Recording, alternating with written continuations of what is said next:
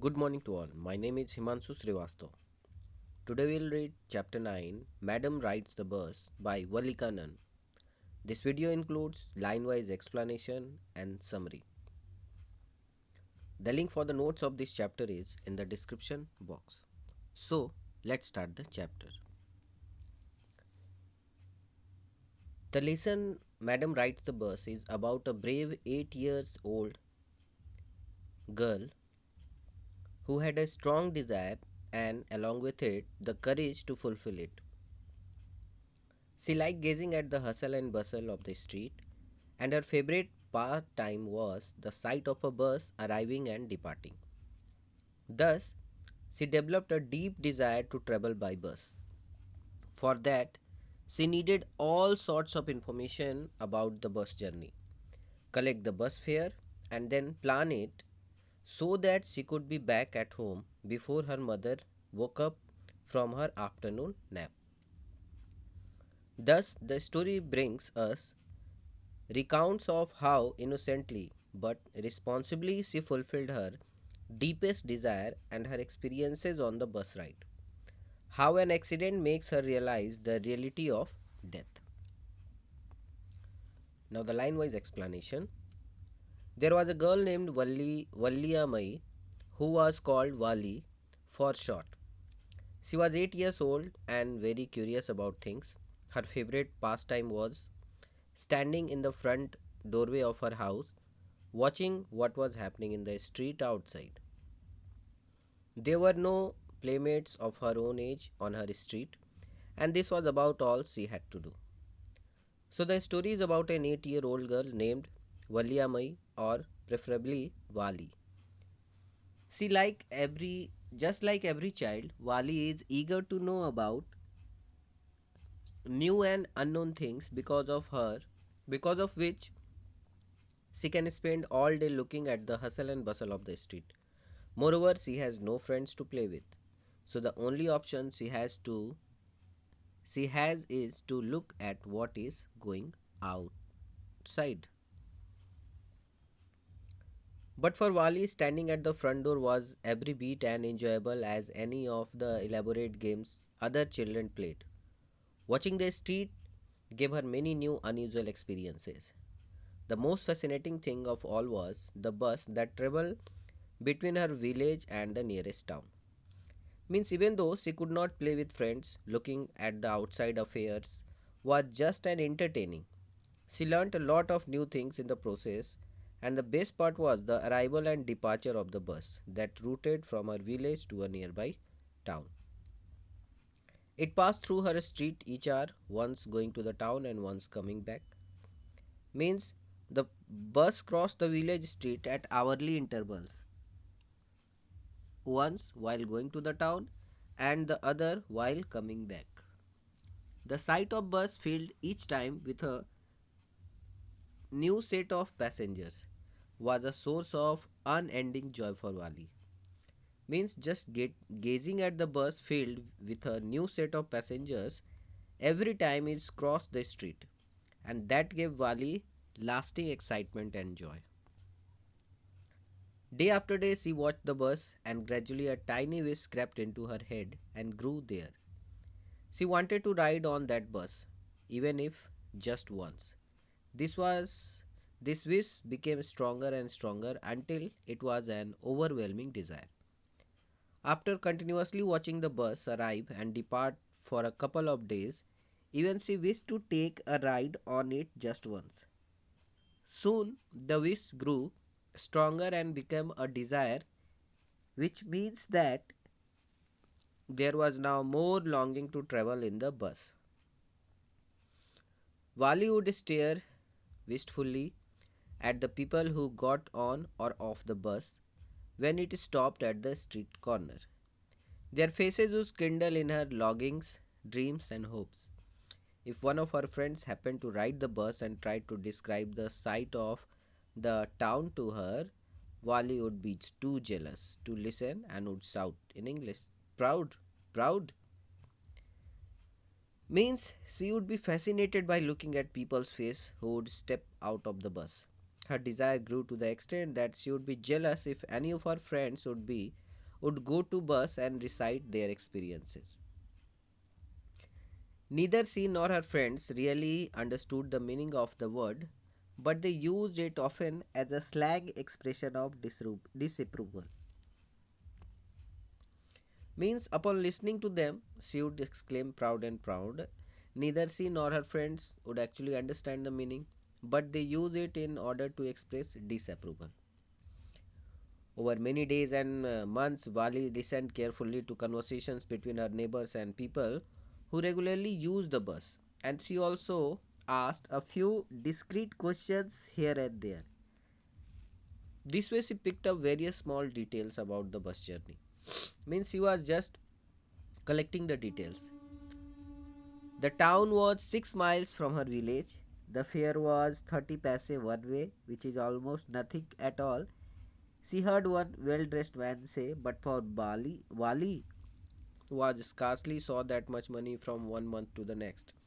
It seemed a fortune. The trip to the town took 45 minutes. On reaching town, if she stayed in her seat and paid another 30 paise, she could return home on the same bus. This means that she could take the 1 o'clock afternoon bus, reach the town at 1:45, and be back home by about 2:45. On and on went her thoughts as she calculated and recalculated, planned and replanned. Means she just prepared herself for the bus ride. In order to fulfill her desire of traveling by bus alone, she needed to be prepared with all sorts of information. Therefore, she started paying attention to conversations between her neighbors who were used to traveling by bus, and in the process would ask a few more careful questions to gain informations. This way, she prepared a plan and knew that the town was 6 miles from the village. One sided fare was 30 paise, which was nothing for a well dressed man but was too much for Wali, and the trip duration on one side was 45 minutes. The same bus, upon finishing its trip till town, would bring Wali back if she paid 30 more paise. Thus, if she could get on the bus by 1 o'clock in the afternoon and reach there by 1:45, the same bus could bring her back to the village by 2:45. This way she calculated to save that much money and time to sneak out without anyone noticing. Well, one fine spring day, the afternoon bus was just on the point of leaving the village and turning into the main highway when a small voice was heard shouting, "Stop the bus, stop the bus!" And a tiny hand was raised commandingly. After planning, replanning, calculating, recalculating, finally came the riding day. Bus was on its usual route to the main highway when they heard a shouting voice commanding them to stop the bus. The bus slowed down to a crawl, and the conductor, sticking his head out the door, said, "Hurry then, tell whoever it is to come quickly. It's me," shouted Wali. "I'm the one who has to get on."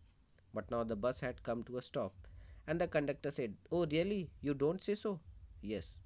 I simply have to go to town," said Wali, still standing outside the bus. "And here is my money." She showed him some coins. "Okay, okay, but first you must get on the bus," said the conductor, and he stretched out a hand to help her up. "Never mind," she said. "I can get on by myself. You don't have to help me." Here, on hearing the voice, the bus slowed down, and on seeing Wali, a small girl, the conductor asked her to tell the one supposed to travel to hurry up. When Wali told him that she was the passenger, he was shocked to see such a young girl and thus stopped the bus. It was hard for the conductor to believe that she was about to travel alone. Then she handed him her bus fare. The conductor offered her help to climb up the bus, but responsible and proud as she was, she made her intentions clear that she needed no help. The conductor was a jolly shot, fond of joking. "Oh, please don't be angry with me, my fine madam," he said. "Here, have a seat right up there in front. Everybody move aside, please. Make way for madam." It was the slack time of day, and there were only 6 or 7 passengers on the bus. They were all looking at Wali and laughing with the conductor. Wally was overcome with shyness. Avoiding everyone's eyes, she walked quickly to an empty seat and sat down. When little Wally refused to take any help, the conductor sarcastically asked her not to be angry with him, and then he is just trying to help. In a light tone, he addressed her madam and escorted her to the seat while telling other passengers to make way for the madam. Since it was afternoon, not many people traveled during this time, and thus everyone's eyes were at Wali. Means a kind of humor was there, humorous scenario was there in the bus. All of them adored her along with the conductor. While everyone was laughing, it made Wali sigh and thus she hurried to her seat. May we start now, madam? The conductor asked, smiling. Then he blew his whistle twice and the bus moved forward with a roar. It was a new bus, its outside painted a gleaming white with some green strips along the sides. Inside, the overhead bars shone like silver. Directly in front of Wali, above the windshield, there was a beautiful clock. The seats were soft and luxurious. Again, in a sarcastic tone, the conductor seeks the approval of Madam before beginning the journey and then blows his whistle twice to signal the driver to start the bus. The bus was new, as was evident from the overhead silver bars that were shining. There was a clock just in front of Wally, and the seats were extremely comfortable. Means he sat comfortably. The outside was painted in glowing white with strips of green along the sides. This is the description of the bus. Wally devoured everything with her eyes, but when she started to look outside, she found her view cut off by a canvas blind that covered the lower part of her window. So she stood up on the seat and peered over the blind. She quickly glanced at the insides of the bus and turned towards the window to have a view of the outside, but could not have the complete view for she was too short, and the window blinds were obstructing her views. Thus, she decided to stand up to be able to look properly. The bus was now going along the bank of a canal. The road was very narrow. On one side, there was the canal, and beyond it, palm trees, grassland, distant mountains, and the blue sky. On the other side was a deep ditch, and then acres and acres of green fields. Green, green, green, as far as the eye could see. Means they were passing through the green fields. The bus was a very narrow road. On one side, there was a canal, and beyond it, trees. Distant mountains and a large blue sky could be seen, whereas on the other hand, there was greenery all around. Oh, it was all so wonderful. Suddenly she was startled by a voice. Listen, child, said the voice. You should not stand like that. Sit down. Sitting down, she looked to see who had spoken. It was an elderly man who had honestly been concerned for her, but she was annoyed by his attention. Wally was enjoying a lot when suddenly someone asked her to sit down. Means he didn't like. While sitting down to see who told her so, she saw an old man showing concern for her. Still in no mood for anyone's help or advice, it made Wally annoyed. Means he annoyed by the voice of the man. There is nobody here who is a child, she said haughtily. I have paid my 30 paise like everyone else. The conductor chimed in. Oh, sir, but this is a very grown up madam. Do you think a mere girl could pay her own fare and travel to the city all alone? Wally shot an angry glance at the conductor and said, I am not a madam. Please remember that, and you have not yet given me my ticket. Wally was too proud to take anyone's help and thus told the old man that she was not a child. She said that she was just like everyone else traveling in the bus and could take care of herself. She had paid the full fare just like everyone else. The conductor made a remark that she is a grown up madam because a child could never pay for his or her bus ticket. Wally annoyingly told the conductor not to call her madam and reminded him that she has not yet received the ticket. I'll remember, the conductor said, mimicking her tone. Everyone laughed and gradually Wally too joined in the laughter. The conductor punched a ticket and handed it to her. Just sit back and make yourself comfortable. Why do you stand when you have paid for a seat? Because I want to, she answered, standing up again. The conductor then responded by mimicking her tone, thereby making everyone laugh. Wally ended up laughing too. The conductor then handed her the ticket and asked her, just sit back and make herself comfortable. Why should she stand if she had paid for seat? To which Wali replied proudly that she would do whatever she wanted to. Means she liked to stand. But if you stand on the seat, you may fall and hurt yourself when the bus makes a sharp turn or hits a bump. That's why we want you to sit down, child. I'm not a child, I tell you, she said irritably. I'm 8 years old. Of course. How stupid of me. 8 years, my. The bus stopped, some new passengers got on, and the conductor got busy for a time.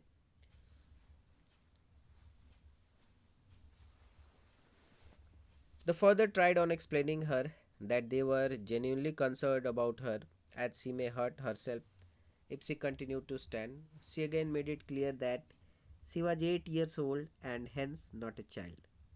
The conductor did not leave this chance to have a good laugh too. The bus stopped and more passengers boarded the bus in order to preserve her seat. She quickly sat down when an old woman sat near her. Yes, I am traveling alone, she answered curtly. The lady was staring at Wally before asking her if she was all alone. Wally developed a strong dislike. Means, he told the woman,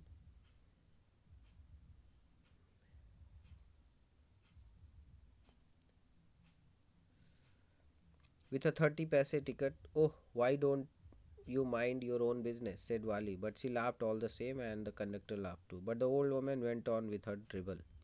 It is proper for such a young person to travel alone. Do you know exactly where you are going in town? What is the street? What is the house number? You need not bother about me.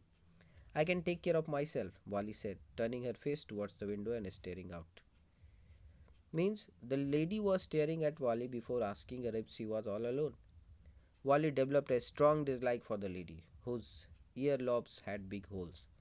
She did not like her earrings too, and looking at how she was chewing betel nut, she was the last person Wally would like to socialize with. Though anyone annoyed by the elderly lady, Wally replied to her by saying that yes, she was traveling alone and that too, with a ticket of her own. Evidently, the conductor spared no chance to tease Wally and have a good laugh.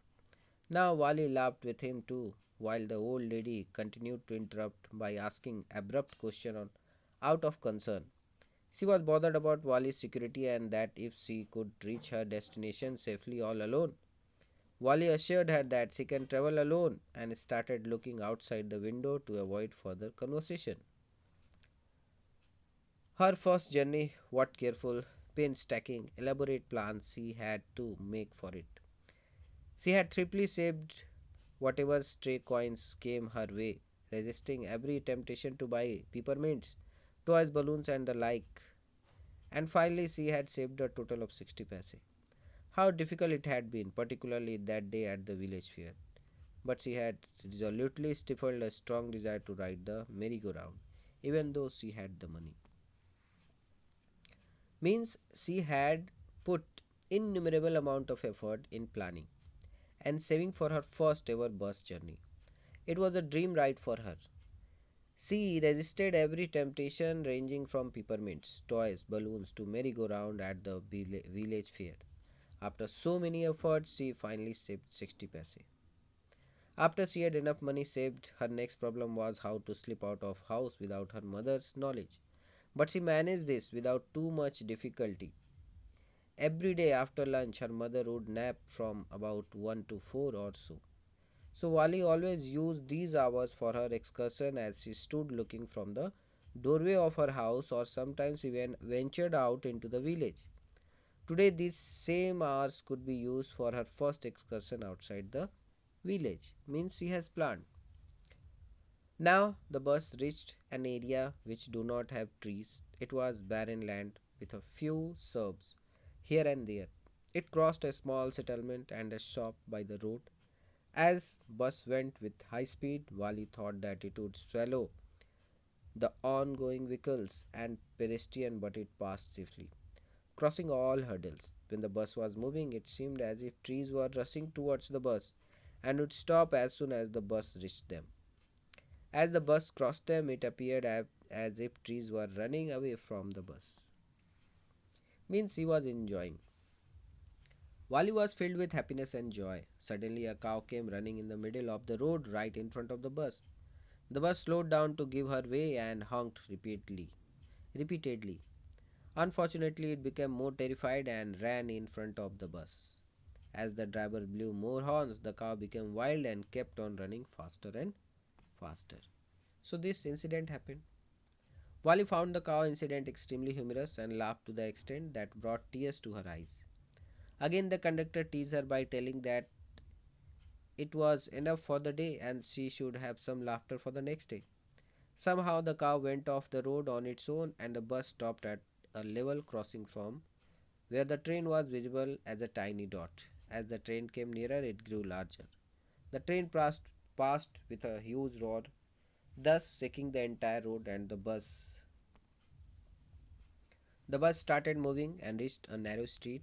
On taking a turn, it reached a wider road. There were big and brightly lit shops on the road that displayed merchandise for sale. Wally was attracted towards all the lights and decorations. She glanced at each and everything. The bus arrived at its destination and everyone except Wally deboarded the bus. The conductor informed her that this was the last stop and just then she took out another 30 paise from her pocket to buy a ticket back to village. She expressed that she only intended to take a bus ride and upon being asked to wander nearby, she told him that she was too afraid for that. Conductor, while maintaining his nature all throughout the journey, replied by saying that she was not afraid to travel alone in the bus without anyone's help. Then why was she afraid of roaming in the town? To this, Wally replied confidently, as far as the bus ride was concerned, there was nothing to be afraid of in that. The conductor asked her if she wished to have a drink at the nearby stall or if she could bring her a drink if she was afraid to go out of the bus. But Wali told her that she did not have enough money. The conductor insisted on it being his treat, but Wali denied, and both of them waited for a new set of passengers to board. This time, too, there were few passengers. Concerned about Wali, the conductor asked if her mother would be looking for her as she was all alone. Wali instantly replied by saying that no one was waiting on her. The return journey began and Wali was just as excited as the first time. She was looking at everything enthusiastically when she suddenly noticed a cow lying dead by the roadside. It must have been hit by a fast moving vehicle. Wali confirmed with the conductor that it was the same cow they had seen earlier.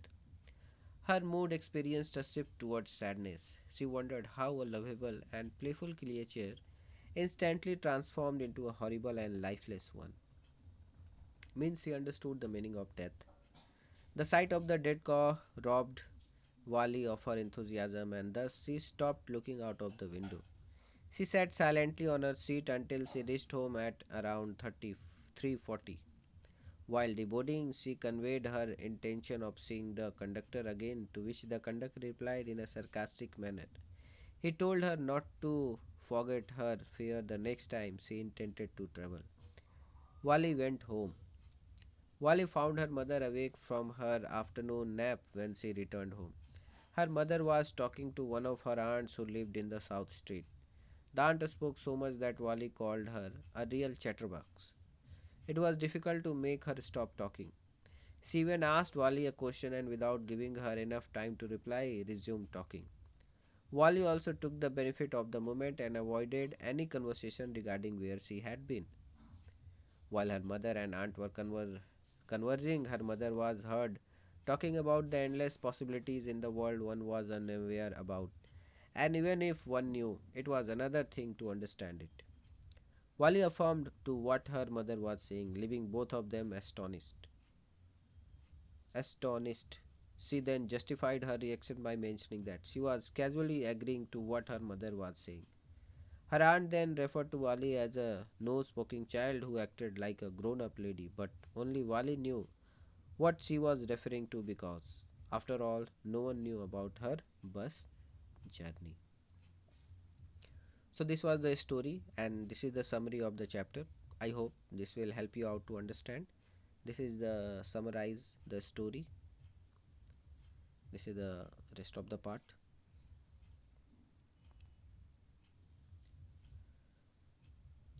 I hope you will understand. Thank you.